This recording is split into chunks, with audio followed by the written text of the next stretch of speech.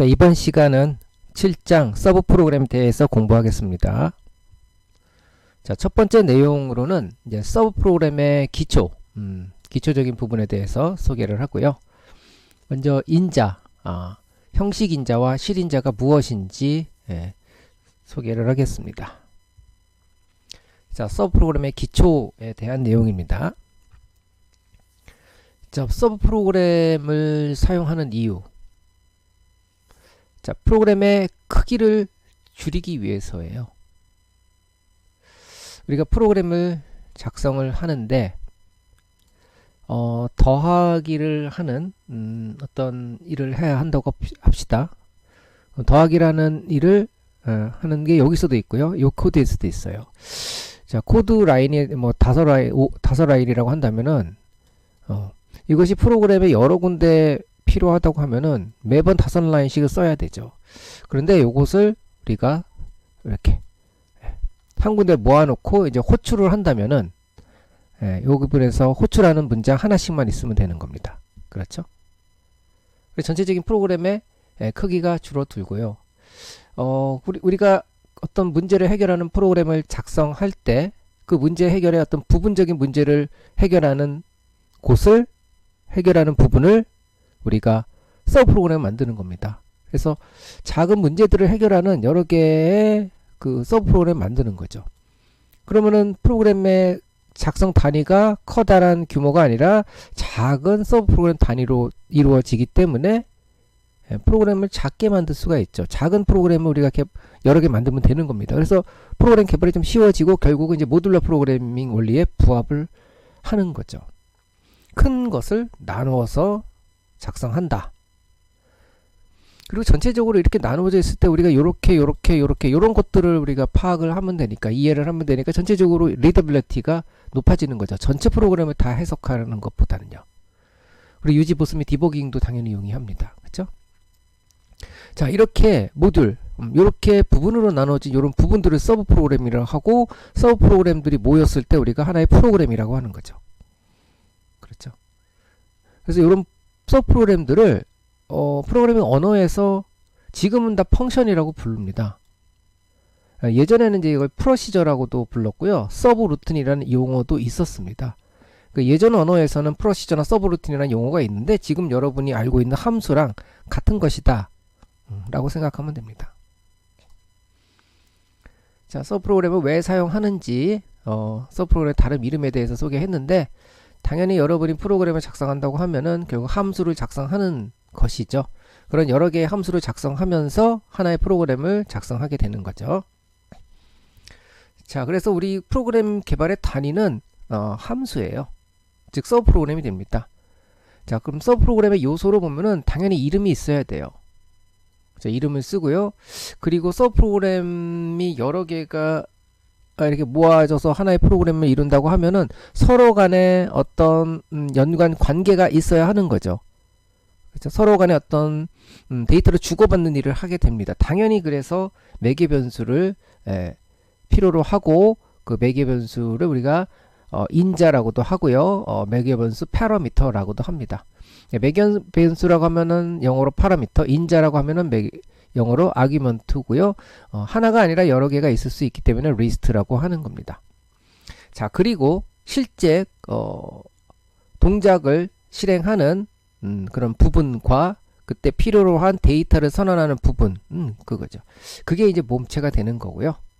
자, 이거를 우리가 기술을 하는 거고, 이거를 기술했기 때문에 참조 환경이, 서브 프로그램의 참조 환경이 저절로 구성이 되고요. 그 참조 환경에 대한 정보를 이용해서 컴파일러가 기계어로 번역을 하면서 오류를 검증을 합니다. 자, 여기는 프로시저라고 이름을 붙였는데요. 이거는 일반적인 그런 모습입니다. 언어마다 프로시저라고 붙여도 되고 안 붙여도 되고요. 예전 언어에서는 이런 키워드를 붙였는데 지금은 여러분이 붙이지 않죠. 다만 이제 자바스크립트 같은 경우는 펑션이라고 붙이고요. 그렇죠? 파이썬 같은 경우도 뭐 펑크인가 뭐 그러한 펑션을 나타내는 어떤 키워드를 쓰기는 합니다. 자, 이름을 당연히 써야 하고요. 그리고 매개 변수를 이렇게 당연히 써야 합니다. 그리고 여기서부터 여기까지가 몸체가 되고, 몸체는 변수 선언과 실행부 두 가지로, 선언과 실행부로 구성이 됩니다. 자, 이게 일반적인 서브 프로그램의 모습이에요. 자, 서브 프로그램을 호출을 해야 되죠. 그렇죠? 호출을 하고, 그럼 서브 프로그램이 실행이 되고 끝나면은 원래 호출한 그런 걔도 서브 프로그램이죠. 서브 프로그램으로 돌아가서 계속 실행이 되는 겁니다. 우리는 이름으로 호출을 합니다. 그죠? 그래서 서브 프로그램에 이름이 있는 거죠. 이 이름으로 호출하는데 여기에 명시된 패러미터들을 같이 전달해야 하니까 매개 변수, 개수화, 유형을 우리가 인지를 하고 프로그램 코드에 기술을 해야 되죠. 그죠? 그리고 리턴 값의 개수와 유형 같은 것들도 서브 프로그램의 호출할 때 알아야 하는 거고요. 개수와 유형 같은 것은 여기 선언할 때 이미 나오게 됩니다. 선언이 아니라 서브 프로그램을 이렇게 정의할 때 리턴 값의 개수와 유형이 제시가 됩니다. 서브 프로그램에서 수행되는 기능은 what이에요. 어떻게가 아닙니다. 어떻게 하는지는 우리는 몰라도 되고요. 무엇을 하는지만 알면 돼요. 그것이 일종의 추상화, 간략화입니다. 이런 추상화가 있기 때문에 우리가 코드를 세세히 모르고도 프로그램을 작성할 수 있어요. 예를 들어 printf예요. 여러분이 그 모니터 화면에 또 원하는 그런 원하는 스트링이나 숫자를 출력하기 위해서 printf를 함수를 쓰면 되죠. printf는 화면에 출력해 주는 일을 합니다. 어떻게 하는지 알고 여러분이 쓰나요? 아니죠. 그것을 알고 써야 한다고 하면은, 어떻게 출력해 하는지 그 방법을 알아야 한다고 하면은 우리는 프로그래밍 하는 게 너무 어려워집니다. 근데 우린 그거 몰라도 프로그래밍 할 수 있죠. 이름만 알면 되니까요. 그리고 인자만 매개 변수만 적절히 올바르게 전달하면 되니까요. 그게 추상화예요. 프로그래밍 언어의 추상화입니다. 결국 함수가 어떤 여러 동작의 기능의 추상화를 제공하는 도구라고 할 수가 있어요. 자, 펑션. 요거는 펑션이라고 썼네요. 프로시저라고 쓸 수도 있고 펑션이라고 쓸 수도 있고, 이름이고요. 매개 변수 리스트고, 요거 리턴 타입이에요. 자, 리턴 타입의 개수는 일반적으로 1개예요. 1개. 근데 파이썬에서는 여러 개가 가능합니다. 일반적으로 다른 언어는 거의 1개예요. 유형은 여기서 제시가 되고 있죠. 정수를 리턴한다. 그리고 m하고 n이라는 매개 변수를 가진다. m하고 n은 다 정수다. 이런 정보를 여기에 기술을 합니다. 여기가 요 윗부분이죠. 윗부분이죠. 그래서 요 윗부분을 뭐라고 하냐면은 함수의 서브 프로그램의 머리, 헤드 부분, 헤더라고 합니다. 그리고 여기는 뭐죠? 이게 몸체, body라고 해요. 그래서 서브 프로그램도 머리와 몸으로 구성되어 있어요. 자, 이게 머리 부분이죠. 이게 머리 부분이죠. 요거 파스칼에서 이렇게 씁니다. C에서는 어떻게 쓸까요? C는 리턴 타입을 먼저 쓰죠. 그리고 GCD 이름을 쓰죠. 그리고 MN을 다 하나씩 다 타입을 명확하게 제시를 합니다. int, m, n 이렇게 쓰죠. 여러분 요런 식으로 쓸 수 있으면 돼요. 만약에 자바스크립트나 뭐 그런 거라고 하면은 파이썬 이런 거면은 앞에 자바스크립트 같은 거는 펑션이라고 쓰죠. 펑션이라고 안 써도 되는 요새 그런 표기법도 있고요. 여기에 그냥 m하고 n만 있습니다. 여기 타입을 쓰진 않죠. 인터프리터 언어이기 때문에요. 자, 호출 방법을 살펴보면 포트란에서는 콜이라는 명령을 썼어요. 그리고 함수 이름을 썼습니다. 매개 변수 썼고요. C, A다 파스칼 이렇게 썼고, 펄에서는 이렇게 쓰네요. 앰퍼샌드를 앞에 붙이네요. 이런 방법이 모든 프로그래밍 언어에서 공통적으로 제공되는 그런 함수 호출 방법이고요. 결과 반환 방법에서는 우리가 리턴문을 쓰죠. 명시적으로. 근데 파스칼이나 포트란처럼 옛날 언어에서는 펑션 네임이 리턴 밸류라고 합니다. 조금 희한한데 이따 후에 뒷부분에서 얘를 통해서 확인할 수가 있습니다. 요 바로 뒤에 나옵니다. 자, 펑션 이름이 GCD인데요. 여기 GCD가 있고 여기 GCD가 있어요. 요게 리턴 밸류가 되는 거죠. 펑션 이름이랑 똑같은 변수 이름을 설정을 해야 돼요. 요거는 요 함수를 리커시브하게 호출하는 거고요. 요게 리턴 밸류가 되는 겁니다. 그래서 딱 보기에 GCD가 이게 함수야 리턴 밸류야 이렇게 구분을 그렇게 어렵게 않게 할 수는 있지만 어쨌든 컴파일러가 읽는 입장에서는 헷갈릴 수가 있습니다. 그래서 바람직한 그런 표현법이 아니라서 지금은 리턴문, 명시적인 리턴문을 우리가 쓰고 있습니다.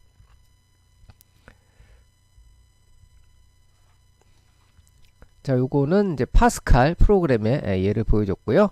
어떤 리턴을 하면은 파스칼에선 펑션으로 쓰고 리턴을 하지 않으면 프로시저라고 쓴다고 합니다. 자, 그거는 여담이고요. 자, 다음 제기함수에 대해서 설명을 할게요. 제기함수는 자기 자신을 호출하는 거죠. 여기 같은 게 이제 GCD라는 함수에서 GCD를 호출하죠. 제기함수를 쓰면은 어떤 표현을 어떤 연산에 대한 작업에 대한 표현을 간결하게 할 수 있으나 그것을 우리가 실행을 추적하는 것은 상당히 좀 복잡합니다. 자, 리커시브 호출이라고 하고요. 이해하기 쉬운데 굉장히 단순하긴 해요. 우리가 수식에서 이렇게 쓰는 것을요, 이렇게 바꿀 수가 있어요. 그죠? 우리 수식에서 이제 팩토리얼 구할 때 이렇게 쓰잖아요. 그죠? 요거를 이제 n 팩토리얼 구한다고 팩토리얼을 이제 리커시브한 호출로 이렇게 표현할 수가 있습니다. 근데 요거 쫓아가는 게 디버깅에서 쫓아가는 게 함수를 계속해서 뭐죠? 스텝 인투로 해야 되니까 좀 만만하지가 않아요. 제기 함수는 이제 딱 보기에 이해가 쉽습니다. 우리가 사용하는 수식 그대로 프로그램 언어로 표기하기 때문에요. 그리고 코드 자체가 단순해지긴 합니다. 자, 현대 프로그래밍 언어는 다 제기 함수를 허용합니다. 다만 우리가 그렇게 자주 제기 함수를 사용하지는 않는 거죠. 자, 서브 프로그램은요, 결국은 블록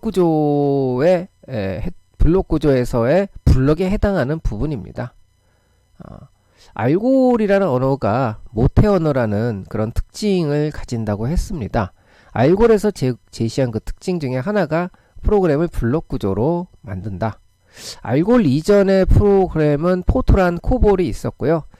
그 당시 프로그램의 규모가 그렇게 크지 않았기 때문에 통으로 그냥 만들면 됐어요. 제작하면 됐는데 점점 이제 프로그램의 규모가 커지니까 통으로 만들기에는 너무 커서 관리 뭐 이런 게 어려우니까요. 프로그램을 이렇게 그럼 우리가 벽돌로 집을 짓듯이 프로그램을 이렇게 잘라서 나눠서 개발을 하고 합쳐서 하나의 프로그램을 만들자. 이런 것들을 모듈이라고 하고 이런 것들을 블럭이라고 하고 이런 것들이 결국은 서브 프로그램이 된 거죠. 그죠? 자, 이런 각각의 블럭이 결국은 선언부와 실행부로 나누어져 있게 됩니다. 이런 선언부와 실행부. 그죠? 실행부. 요건 함수고 함수 선언이고 실행부. 이렇게. 자, 블럭은 선언부와 실행부로 나누어져 있게 되고요. 파스칼에서는 중첩 블럭을 허용합니다. 이렇게 파스칼에서는 프로그램 안에 펑션도 있고 펑션 안에 펑션이 또 있을 수 있어요. 그런 중첩 블럭이 허용됐으나 이제 C에서는 함수 안에는 함수가 없고 함수 밖에 함수가 있죠. 이런 식으로 C는 작성해야 합니다. 자, 블록은 선언부와 실행부가 있으면 블록이에요. 그래서 블럭의 한 예가 함수 서브 프로그램이 되는 거고요. 사실 이제 이렇게 선언하고 실행문이 있으면 이것도 블럭이라고 할 수 있어요. C 언어에서. 근데 얘는 이름이 없어요. 이름이 없기 때문에 호출할 수가 없어요. 호출할 수가 없어서 어떻게 실행되느냐? 이 조건이 맞으면 실행이 되고요. 조건이 안 맞으면 실행이 안 돼요. 함수는 이름이 있죠. 그러니까 호출이 되죠.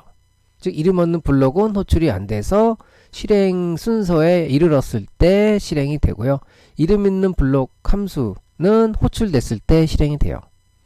자, 이름 있는 중첩 블럭은 없어요. 즉 함수는 중첩되지 못한다라는 것을 의미합니다.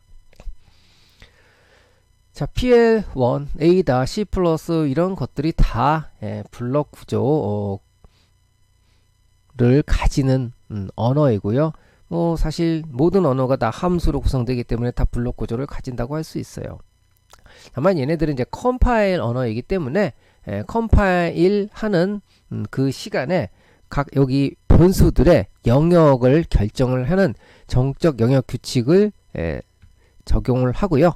따라서 이런 언어들이 정적 영역 언어, static scope language라고 할 수 있습니다.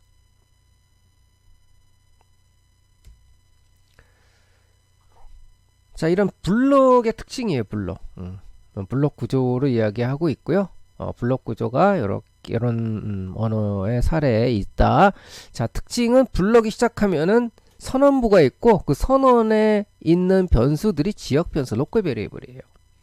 이거는 외부에서 접근이 불가합니다. 왜냐하면 블록이라는 것은 외부에서 접근을 막는 어떤 보호막의 역할을 해줘요.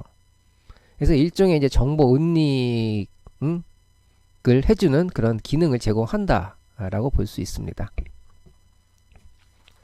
자, 블록의 실행이 시작할 때 블록의 실행이 시작할 때 이제 블록이 실행이 시작되면은 즉 함수가 호출되면은 또는 여기서 if가 10 a가 10보다 크면은 여기로 블록이 시작되는 거죠. 그때 이 로컬 변수 똑같은 a가 있으면 안 되는데 똑같은 A 있으면 이 A하고 이 A가 다른 게 되죠.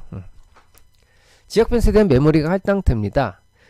그리고 블록이 끝날 때 메모리가 반환돼요. 이 블록이 이 지역 변수의 영역이 되고요. 이 블록이 이 지역 변수의 수명이 되는 거죠. 컴파일 언어는 변수의 영역과 수명 속성이 같다. 블록 내부로 한정된다라고 설명을 했었습니다. 자, 이름 있는 블록만 호출 가능하죠. 당연히 이름이 있어야지 호출 가능하고요. 블록 안에 있는 서브 프로그램은 블록 외부에서 호출될 수 없어요. 그 블록 안에 서브 프로그램이 있으면은 어쨌든 외부에서는 안 돼요. 이런 선언한 변수도 접근이 불가하고 이런 내부에 정의한 함수도 호출이 안 됩니다. 내부 블록은 외부 블록도 감춰진다 라는 의미예요. 그래서 내부 블록에 있는 데이터나 이런 프로시저, 서브 프로그램이 감춰진다. 이 부분에서는 블럭의 어떤 포함 관계를 이제 보면서 참조 환경을 한번 찾아보도록 할 겁니다. 참조 환경은 요 프로그램의 어떤 부분에서 액세스할 수 있는 비저블, 보이는 변수, 함수의 집합이죠. 자, 요 부분은 프로그램 메인 안에 아우터 프로시저가 있고요. 그 안에 인너 프로시저가 있는 겁니다. 그렇죠? 구조가 프로그램 안에 아우터가 있고 프로그램 안에 아우터가 있고 아우터 안에 인너가 있는 이러한 구조를 가지고 있어요. 그러면 이제 웹에서 내부는 못 본다 그렇게 생각하면은 일단은 여기 에리어 A를 보면은 여기서 사용할 수 있는 변수는 C예요. 그죠? C 인티저죠. 또 여기 위에 거 B를 쓸 수가 있죠. 여기 위에 거 A를 쓸 수가 있죠. 그러니까 A, B, C 쓸 수 있죠.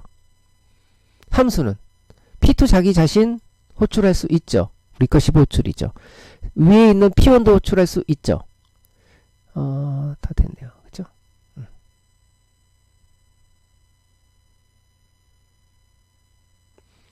자, 됐습니다. 그래서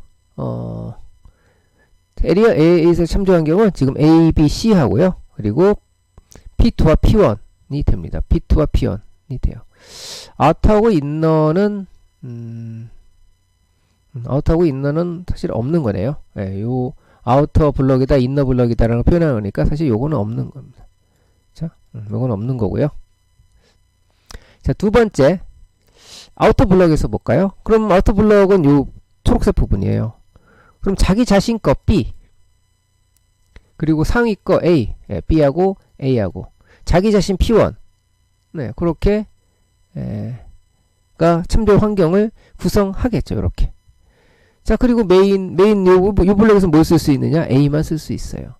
예, 다른 것들은 내부에 있기 때문에, 어떤 프로시저도 내부에 있기 때문에 이 메인의 요 부분에서는 액세스가 안 됩니다. 그죠? 참조 환경, 블럭의 참조 환경에 대해서 살펴봤고요. 자, 다음 형식인자, 실인자, 요 용어에 대해서 설명을 합니다.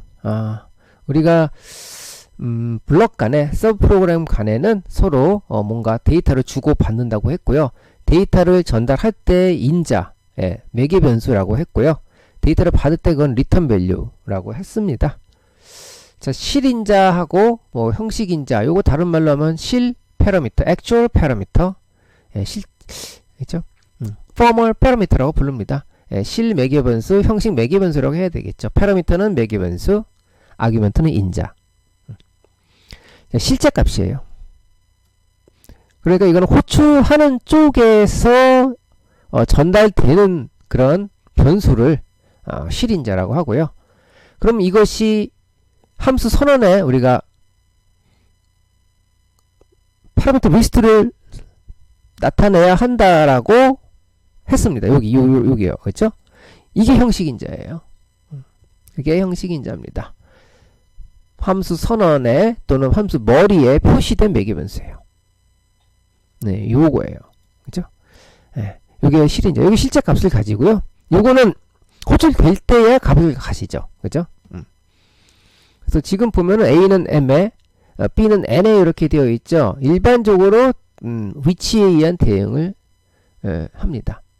위치에 의한 대응을 해줘요. 그래서 주소를 넘겨주니까 주소를 받고요. 그냥 정수를 넘겨주니까 정수 이렇게 받아요.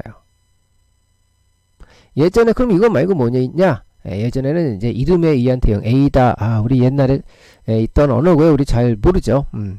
이름에 의한 대응이에요. 우리가 이렇게 쓸 때 순서를 잘 맞춰야 되죠. 이렇게 쓰면 순서를 안 맞추지만 이름을 또 다 기억을 해야 되는 게 더 힘들 수도 있어요.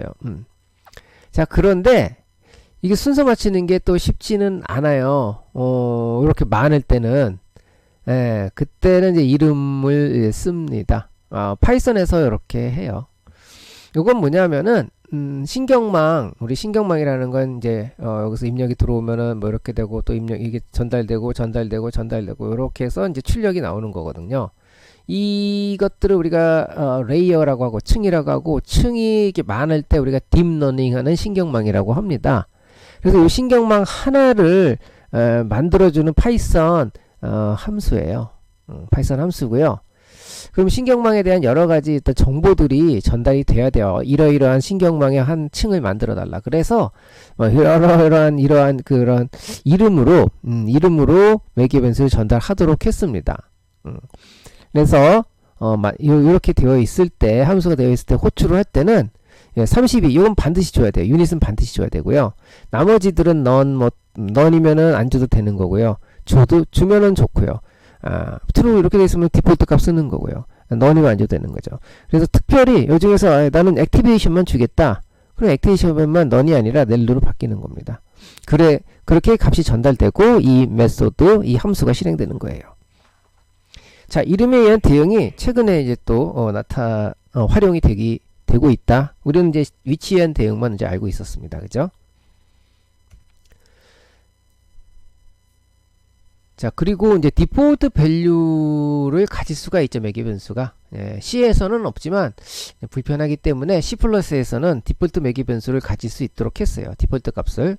매개 변수가 디폴트 값을 가질 수 있도록 했습니다. 처음 나온 게 아니라 60년대 있던 에이다 언어에서도 그랬대요.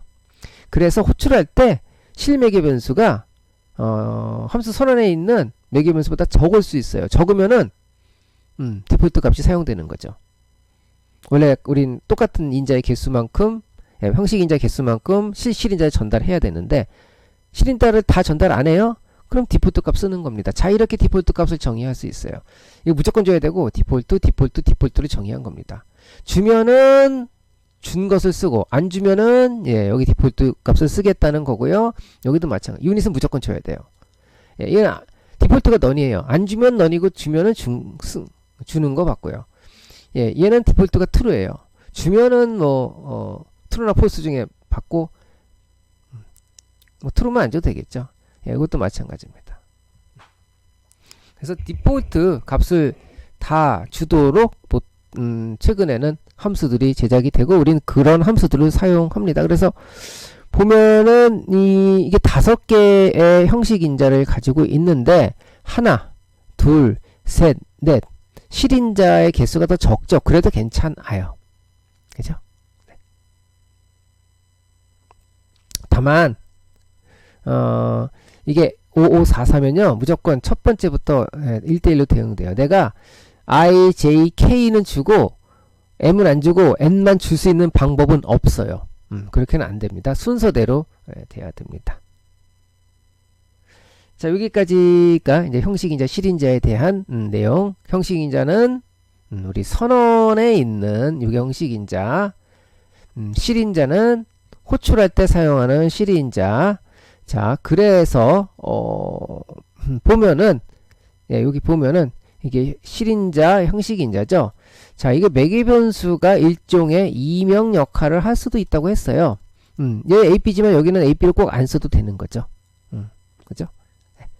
그래서 이명의 역할을 할 수도 있다. 뭐 실제로 그런 것은 이제 우리가 좀 더 자세한 내용, 매개변수 전달 방법을 공부할 때 살펴보겠지만은 그런 내용을 전달했습니다. 자, 다음 이제 여기까지 첫 번째 부분, 서브 프로그램의 첫 번째 부분에 대해서 한번 공부를 했고 공부한 내용을 한번 정리해 보겠습니다. 이번 자료에서는 여러분과 함께 이제 서브 프로그램의 기초를 공부를 했어요. 서브 프로그램은 이제 프로그램을 이루는 이런 작은 프로그램이죠. 이것이 일종의 블락이기도 하죠. 블락.